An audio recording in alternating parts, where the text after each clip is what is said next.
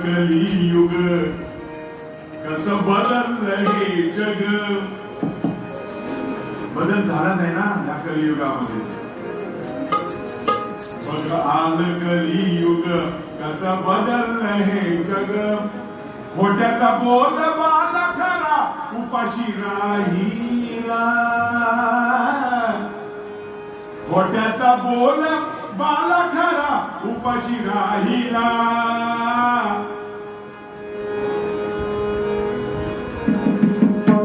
खोट्याचा बोल बाला खरा उपाशी राहिला. पहावेला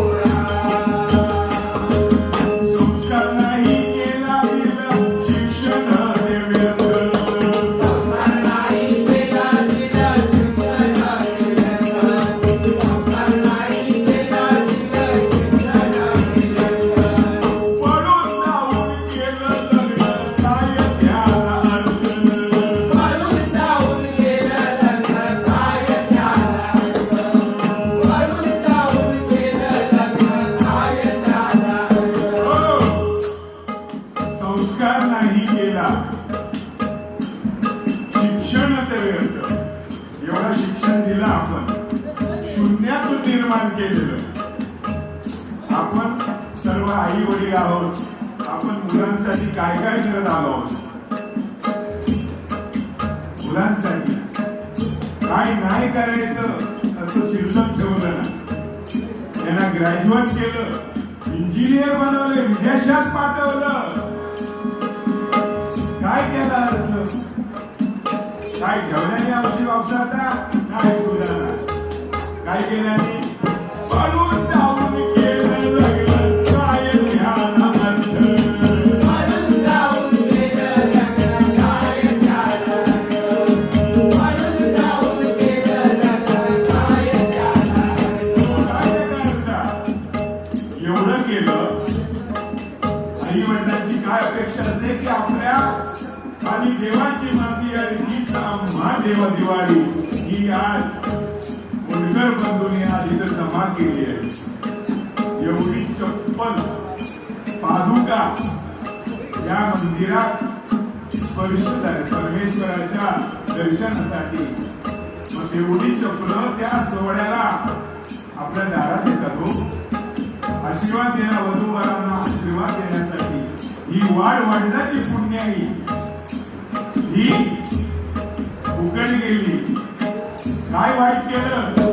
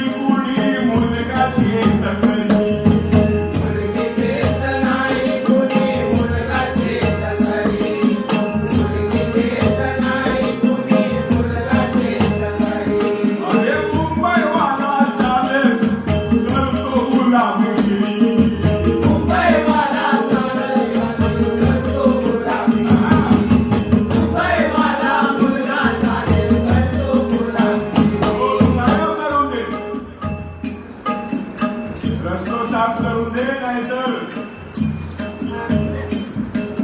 काय करू दे. मुलगी मागाव केले की विचारत मुलगो काय करता, शेती. नाही नाही, मग ऑफिसात हो की सरकारी मालक हो, ते विसरून जावा तुम्ही. काय अपेक्षा असतात बघा. मुलगी एखादी मागायला गेल्याच्या नंतर परिस्थिती अशी आहे आज या कलियुगातली झाली, सगळा मोबाईलवरती ठरलेला असता. पूर्वी बघा आपण भूगोलमध्ये इतिहासामध्ये जोड्या जुळवा, त्या कॉलेजमध्ये सगळ्या जोड्या जुळवलेल्या असतात. आई बापान प्रश्न टाकला किती उपयोग सांगते, पप्पा नाही नाही मी ठरवलेलं आहे. बापाने मुलगीला विचारलं, नाही पप्पा माझी ठरलेली आहे. काय करणार. आणि तुम्ही जर ठरवून गेला तर तिच्या भरवसं पण ठेवता येत नाही. आताची परिस्थिती साखरपुडा झाल्याच्या नंतर सुद्धा पळून जात, काय राहिलेलं नाही या कलियुगात. फक्त हे पाहिजे की दोन मुलांची असो दे नाहीतर विदाउट असू दे, काय फरक नाही. कोण तो विचार करीत नाही, मागचा पुढच्या तो विचारच नाही. आता कोण म्हणतील काय म्हणतील. बघा हे कलियुग कसं आहे. माफ करा, याच्यात काय अवघड असेल. परिस्थिती कशी आहे.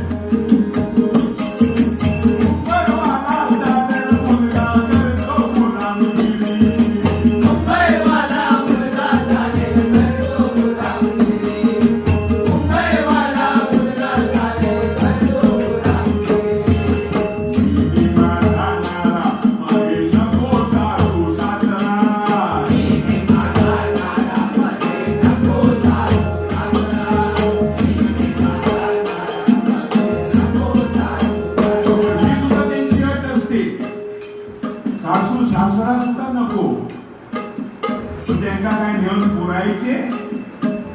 सांगा तुम्ही काय करायचं. आताच्या मुलींची अपेक्षा हम दो हमारे दो.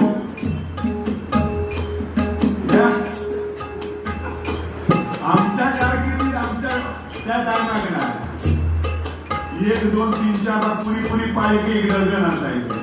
आता कसं नाही, आता सरकार हम दो हमारे दो म्हणून रामराज्य झालं. ते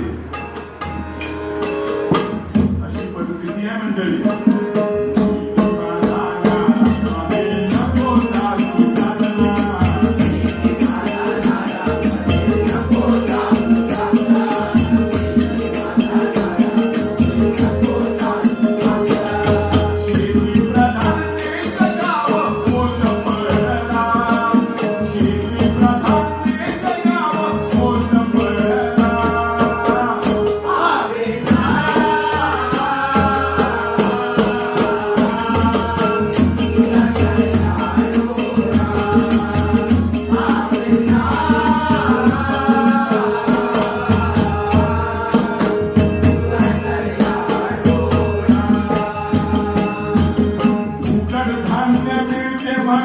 सोडली त्यानी शेती.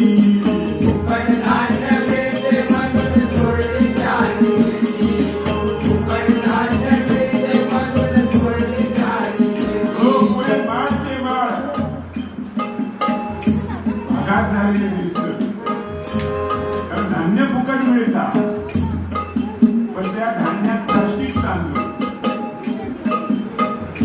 गृहिणींना मोठं ताप करून ठेवलंय.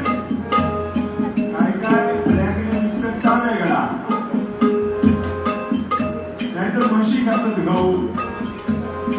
त्यांना काय माहिती काय चालतं आता. धान्य मिळते म्हणून सोडली त्यानी शेती.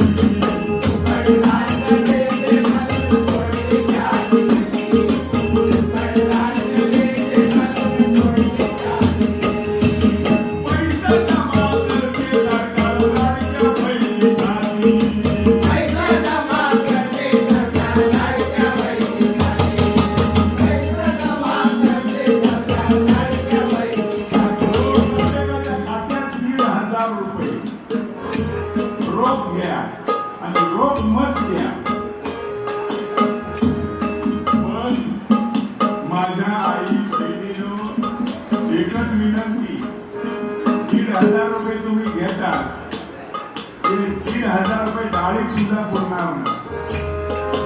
डाळी ते कुठे नेऊन ठेवल्या, हे पैसे उलटे त्यांच्या तिजोरीत येते. काय देतो फायदो? पूर्वी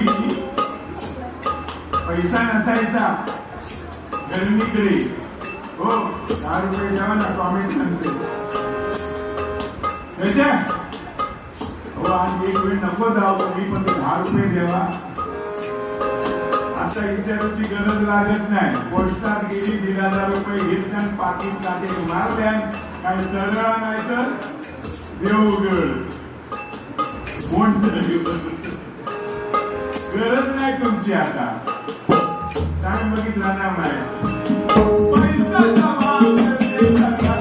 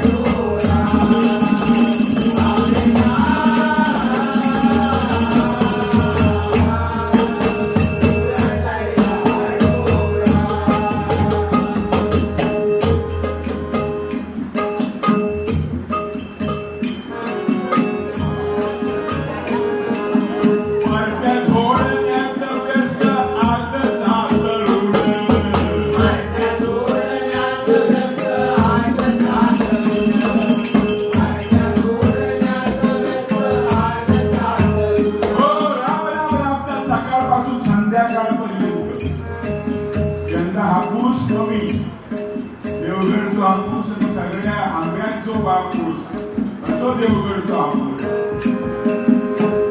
त्यांना सगळ्यांक तुम्ही दिल्या, त्यांना किती औषधांचे पैसे 1.5 कोटी लॉस. व्यापारी हो ऐकलं या काळात करायचं काय? हे तरुण सगळे आंबे काढण्यासाठी त्या धंद्यावरती आपली पोटं भरत असतात. त्यांना किती नुकसान झालं त्यांचं. करायचं काय? घ्यायचा रोज आणि संध्याकाळी मग पार्ट्या. इलेक्शन आलं की मग त्याची मज्जाच मज्जा. आणि सगळं पैशावर बसत सगळ्यांना सवय झाली. तुम्ही एखाद्या आतमध्ये गेला वाडीचा, किती पाकिट किती जाता बोला. मतदारात कोण देता? लीडर कोण घेता?